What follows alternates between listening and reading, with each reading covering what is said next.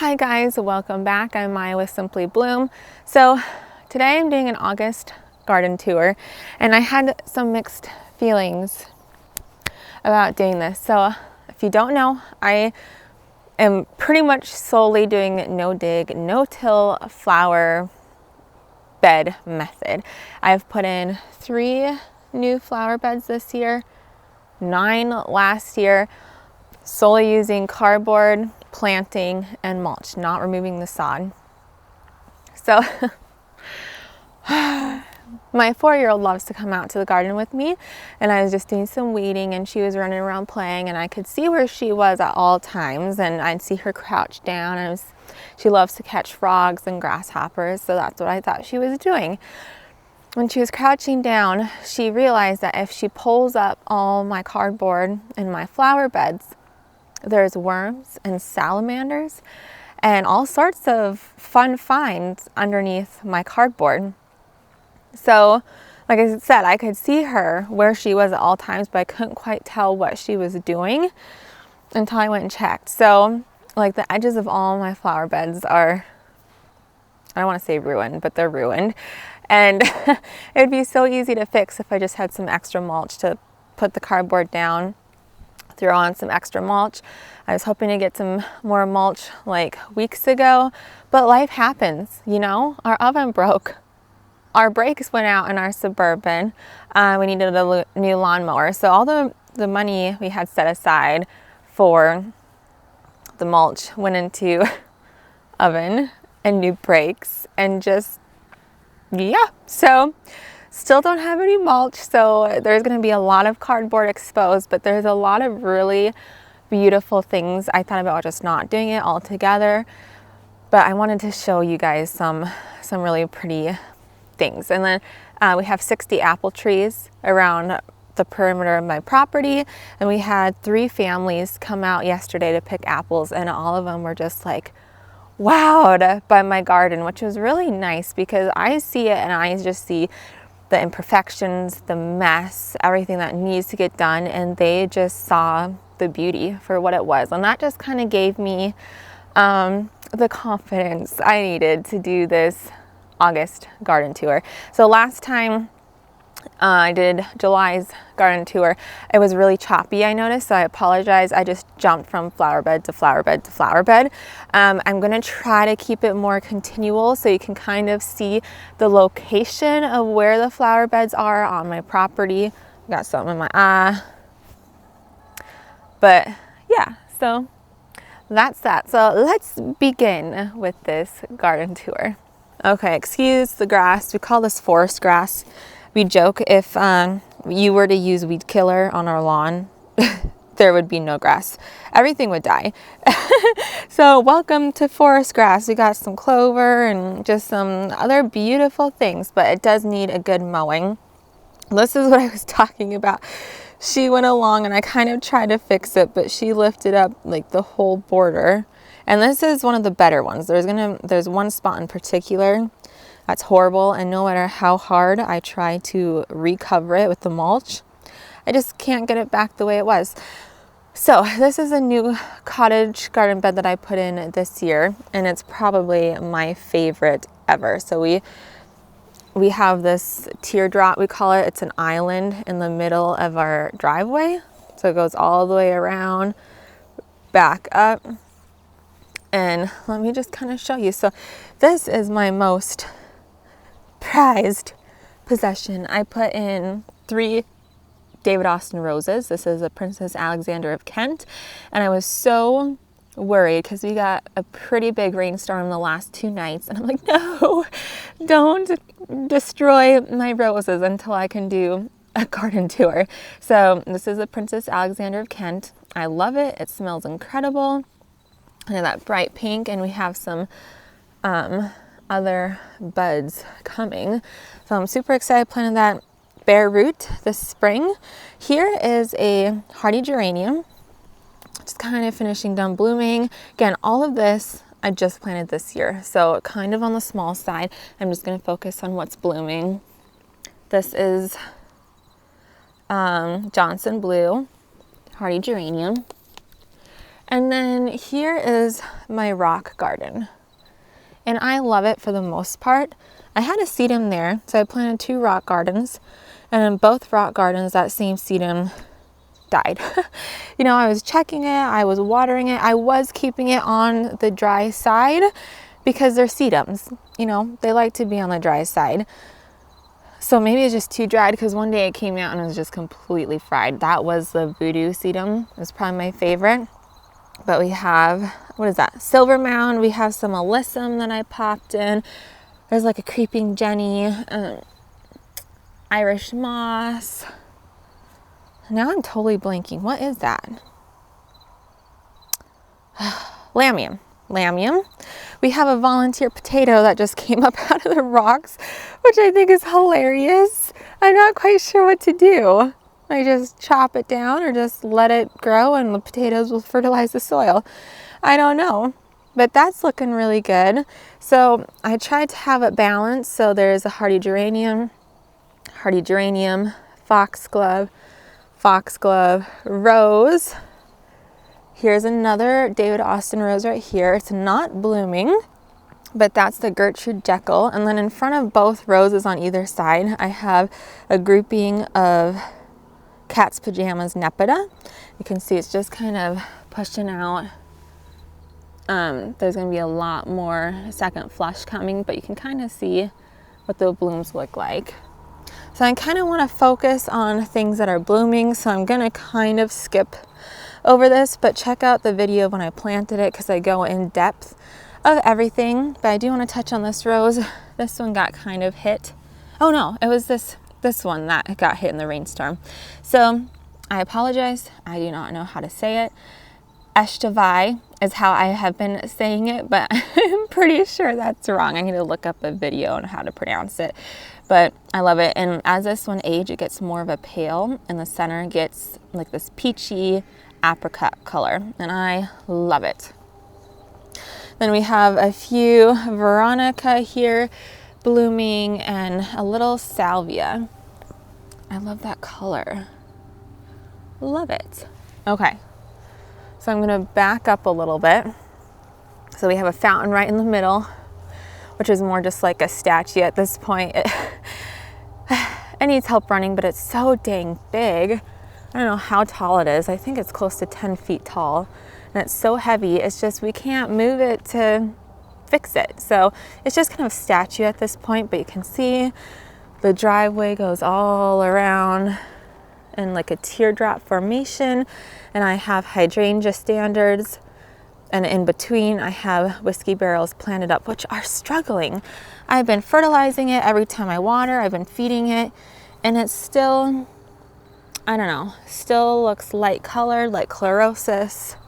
I'm not quite sure what to do unless I just buy chelated iron individually and just dump a buttload of that on it. Okay, so I think I completely missed this section over here last time, and it's a mess. And I think that's why I missed it last time, is because it's a mess. So this is a cottage garden, and this is lining my cut flower garden. The plan is, the reason why there's so much grass there's a white fence. We're going to extend the white fence. There's going to be a break in the arbor, and then continue the white fence all the way down. And then on the other side of the white fence, there's the hydrangea standards. So they're going to be on the back side of the fence. And what this is I want my cut flower garden to be a secret garden. So you're going to walk through the arbors past the hydrangea standards, and it's just going to open up into this beautiful garden. Well, we had it marked to know where our electrical lines are. That's why the grass is long, because we couldn't cut the grass to get rid of the grass, because we need to dig the fence poles in. But just to touch on a few plants, everyone sees this and loves it. This is the powwow echinacea. Now I have 3 of them. Planted them late last year from 4-inch containers, and this one, I don't know if there's something special in the ground right there, but it just took off. And then I have 10 bobo hydrangeas spaced all along the walkway. Just to touch a few, you can see more cardboard sticking out. balloon flower. I love this balloon flower. So you can see it looks like little balloons. And then it opens up to this beautiful, beautiful flower. Now I obviously planted it way too close to the bobo. When I was looking at the tag, it said the bobo only gets like 2 to 4 feet wide. And being in zone 3 northern Minnesota, I'm like, okay, it'll only get 2 feet. But I've seen some pictures on Instagram and stuff, and they get massive. So I have quite a bit of space, which I left on purpose because I didn't want people running over my plants if they got too close to the edge of the driveway. But I think next spring, like right when they're breaking dormancy, I'm gonna bump everything out just to make room. So we have some asters here, not quite ready to bloom, but they are looking glorious. There is a Russian sage there starting to bloom. I need to finish, obviously. I was gonna build the fence and plant the hydrangeas and then finish mulching. We'll see if that gets done this year. This is a gorgeous Heliopsis. Look at that. Oh, never mind. It's a smooth oxeye. Is that the same as a Heliopsis? I don't know. Oh yeah, yep. Burning Hearts Heliopsis. I love that. So that is really, really gorgeous. This bobo is closer. I am obsessed with this sedum. I want more sedum. Sedum does so well for me in my garden. This is, I believe, a double martini sedum. This isn't quite blooming yet, but this is the turtle head, and I am so excited for when it blooms. I don't know, I get the feeling I'll miss it on my garden tour, but I love that. And then on this arbor, I have 2 clematis. They're both the same. This is the Wester Plate clematis. Gorgeous. So those will climb up both sides. And then this stretch is I tried to make kind of mirror this side over here. So this is my cut flower garden. We use that tote to cover the rototiller. It's not all weeds, I promise. So once you get into the actual garden, you know, you can see dirt. It's not all weeds. We do have raised beds that eventually we're going to fill and plant grapes to go up every arbor. So there'll be 3 raised beds on each side, 3 arbors, so 3 grapes. So it looks a lot better over here than how it looks from the road. So that's kind of embarrassing. I'm not going to go too in depth of all the plants and flowers, but over here we have a bunch of peppers. So yeah, looking a little bit better. So obviously the hydrangea standards are not planted. I just set them there until we could figure out where, you know, where the fence is going to go, and then plant them so they tip over occasionally. But again, this daylily is blooming. It's the Stella d'Oro, I think I said that right. Double martini. Another turtle head. So I had some like delphiniums planted here and they didn't make it. So I have a bunch more plants that I can fill in, so I'm gonna have to fill it in. I do have some salvia that the slugs are going crazy over. I need to do like sluggo or something. So here's another of that Heliopsis. More asters, more balloon flowers. Oh, I just love those. I also started pink and blue ones by seed this year. They're not blooming and they're super tiny, but I'm gonna be so excited to have more of those. More Russian sage. This was a lupin. I don't know if it will come back. It's looking pretty sad, but another bobo. I have some autumn joy sedum, which I love. Some echinacea. This is the same echinacea that I planted over there, and it's tiny. That one's almost dead, and they're just not thriving. So it's interesting how those 3 are struggling, but the 3 down there are doing so much better. And then I had 2 stargazer lilies that the deer just demolished. Okay, I love this part. I love it. So I have a peony, and then I have 3 white echinaceas, and then I have 3, although this one I do have another lily over here, but it got eaten like to the ground. So I don't know if that one will come back, but they're yellow lilies. And then I do have 2 baptisia. I have 2 baptisia there and there. And then right here, I love the kind of the silvery blue color of the baptisia, the white, and then this phlox. This is the Flame Pro Series Garden Phlox. I love it. I actually transplanted this. This were kind of too much in the shade and just not blooming. And within a week of moving it, they got beautiful blooms. I love it. We do have, I wasn't sure what was eating my stuff. I wasn't sure if it was bunnies or deer. So we put that up to determine what it was. There's a loop I was talking about. There's, you know, the garden entrance. So over here, this needs help. It needs deadheading, all that stuff. I totally envision this differently, but it's just like a triangle annuals bed. I do have some dianthus on the side that they just need to get cut back. They're looking straggly. I do have some weeds. Yeah, there's a horse statue. There's twine around it because my kids love to jump up on its back and ride it, and the twine is the reins. I do have morning glory going up over this arbor. I love that as a blue diamond blue spruce. I just love that blue pop coming through, especially with the lemon cypress on either side in those containers. I love that. So I'm just going to come down this way.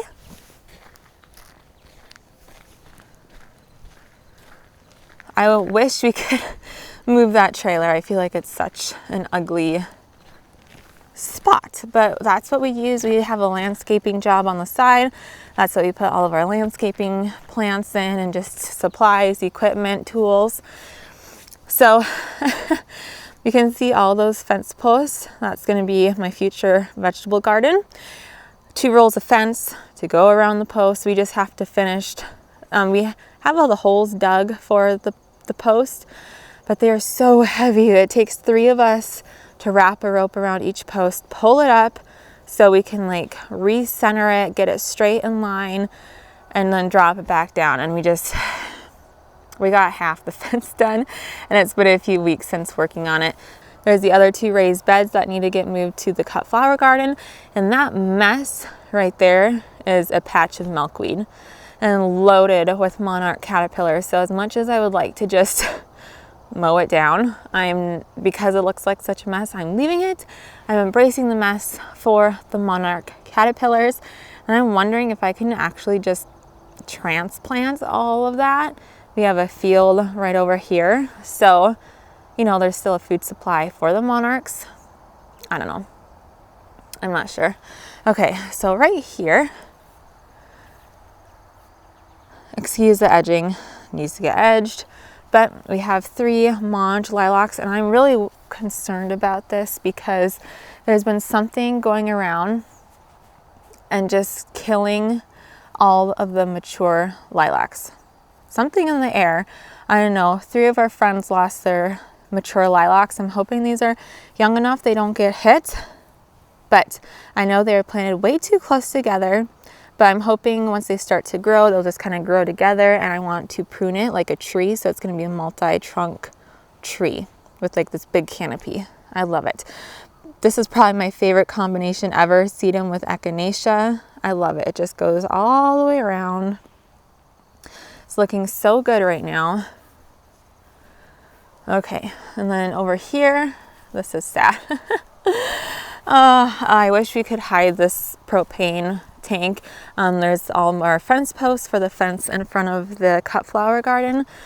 So this was looking so beautiful. I obviously need to cut back this bleeding heart. But a deer came and just like chopped off all the tops of my hostas, or most of them. Most of the hostas. They left this one for some reason.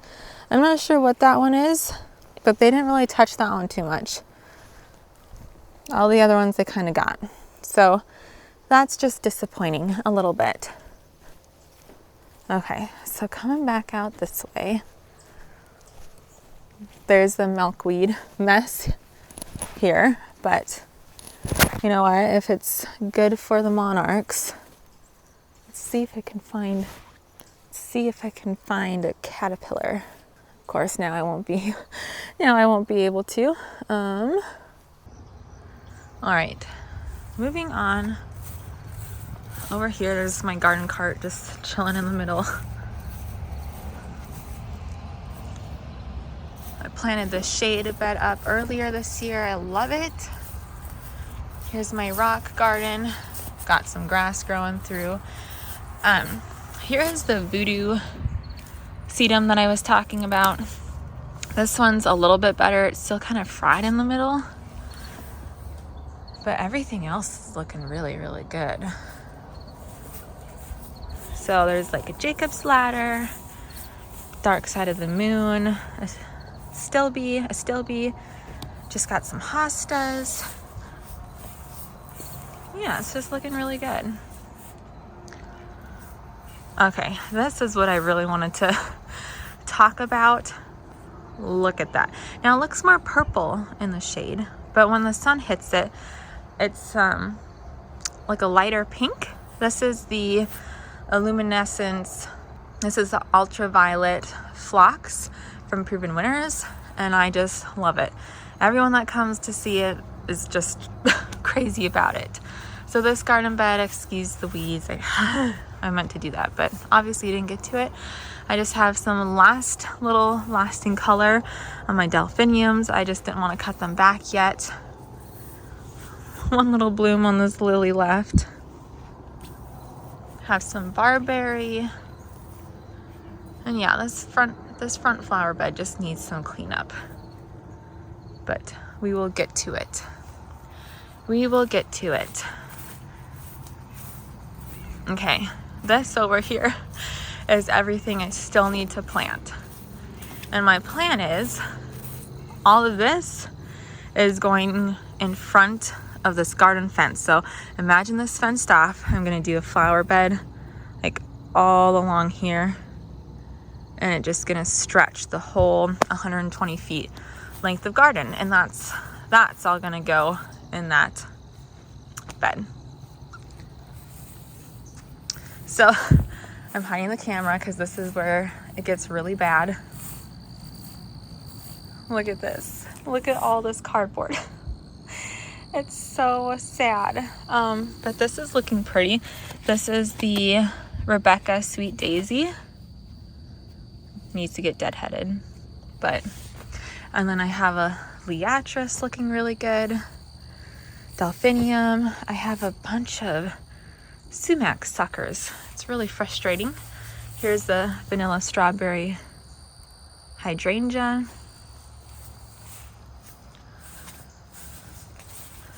We have a clematis. I'm not sure the variety. When it came, it was tagged wrong. Just around the corner, I have all this corn. So I did 2 batches, the first succession and then the second succession. And hopefully, for some reason, the second succession is taking longer than the first to grow.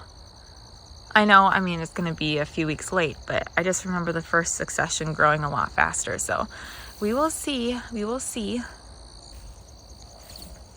And then here, I love this rose.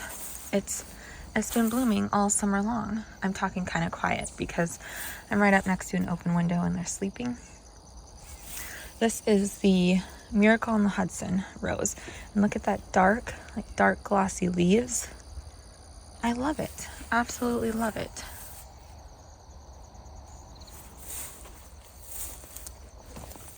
Oh my gosh. Oh. My chickens. I had this planted right here, and I can see where the chickens came and scratched and just kicked out my delphinium. Gosh dang it. Okay. You're supposed to cut back silver mound in June.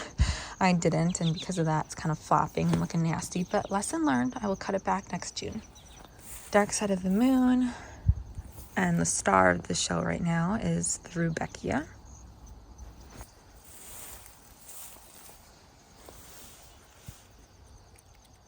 This is the best smelling rose I have. Queen of Sweden, David Austin. And then coming around the corner here, this is a smoke bush, purple smoke bush. And I love how the sun hits the dew on it in the mornings. It's a big one. It's like 8 to 10 feet tall, I'd say. And just fills in this corner really, really nice. There is no blooms on it because every other year I go through and just kind of chop it off and shape it. And we forfeit the blooms, but that's okay. Right here is one of my favorite hydrangeas. It is the lace top variety. Oh, there's a little sleeping bee. It's the quick fire hydrangea from Proven Winners.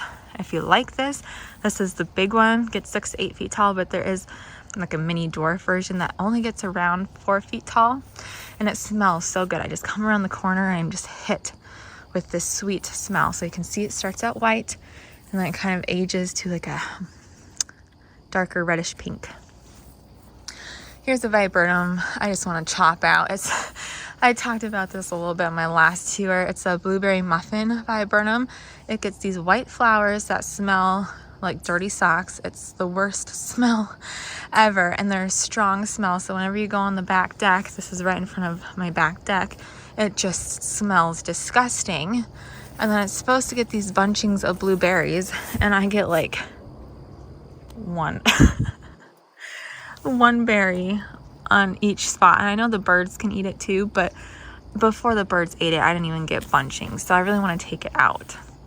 Here is a 9-bark.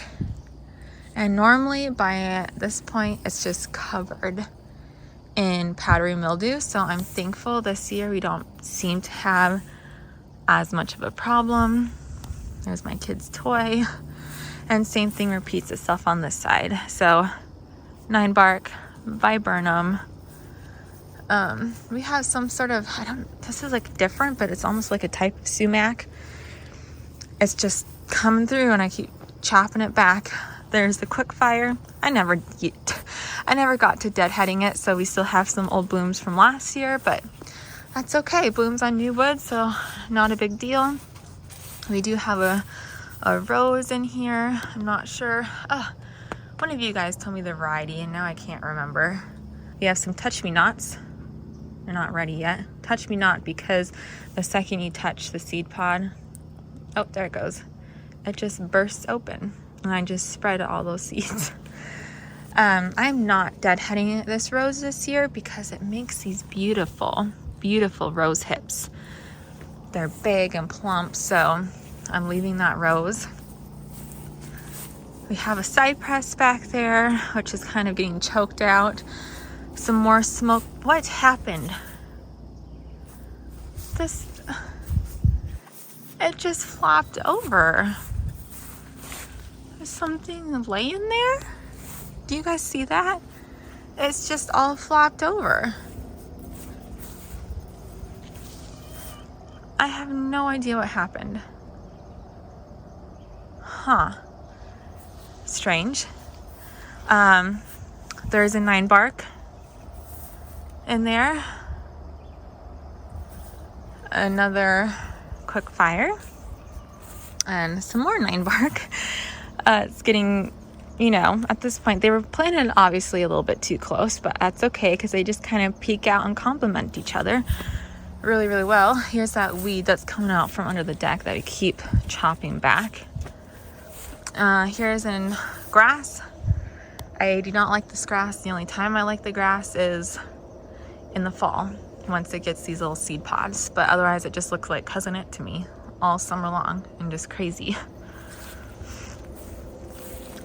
This is a shade bed that we have next to the house. All of the hostas need to get their blooms deadheaded. I'm not sure the variety of these hostas, but they're pretty. I love this. This is the snake root. I believe snake root. And it gets these beautiful, it's about ready to bloom, beautiful white spikes on top. And then this is my garage. So again, we have some bee balm that's done. I should cut it back. some sedum, some echinacea, which looks glorious. I have, okay, so this bed here kind of mirrors that bed here. You can kind of see it. This is a Proteus clematis, and I did plant other clematises on either side there too. They're just really tiny. So we had a first flush of Proteus blooms, and they were beautiful and looked lovely. My Russian sage, I would like to replace this Russian sage with the proven winter varieties that stay a little bit smaller and they don't flop. I don't water this one, I don't fertilize it, but it always flops. Sorry, I got sidetracked. So the Proteus, I planted some yarrow in front of it this year, and shortly after I planted the yarrow, nothing's really blooming, so I'm going to kind of skip over it. Virginia, hardy geranium, yeah, some other things. But over here, like 2 weeks after I planted the yarrow, it just got brown and started dying back. I don't know if I like chopped through, I didn't see any clematis roots when I was planting that in front, but I don't know what happened. Some Lilacs, Cheyenne Spirit, echinacea. Ooh, there's a little bloom. There's an aster bloom, so this aster will be covered in those blooms. I'm so excited. Some more Russian sage, some echinacea. So yeah. And then back off the front of the house, this lily is pretty much done. I'm not sure the variety. Some more phlox. That Weigelia never blooms, but I love the variegation. And then through there, there's the 2 Patriot variegated hostas I planted the other day. A hydrangea standard that's massive because it went 6 years without pruning. 7 because I didn't prune it this spring either. And Amber Jubilee 9 bark, and that's the same. I have a bunch of random plants there. It's over here, and this kind of meets up. I already kind of, there's the purple phlox down there that I already kind of showed you. I have a random volunteer tomato there. That Asiatic lily looks so sad. Normally when it's done blooming, I just leave it and the leaves soak in photosynthesis and all that stuff. But it's like all the leaves are dying back, so I don't know if I should just cut back the whole plant. Normally I don't. Normally, like I said, they just stay green and they're there. But anyways, that's it. Another Amber Jubilee 9 bark. Yeah. All right, you guys, that is it. I hope I did a better job this time at being more like continual so you can see where everything is located. But that is it. Thank you for watching. I'm sorry it wasn't like as perfect as I wanted to be. You know, it needs more mulch, needs edging, there's still some weeds, everything needs to get cut back and deadheaded. But I was like, if I did all that, then then I feel like all the blooms that I really, really wanted to show you would be done. So, I don't know. But that is it. Thank you for watching. I hope you have a great day, and I will see you next time. Bye.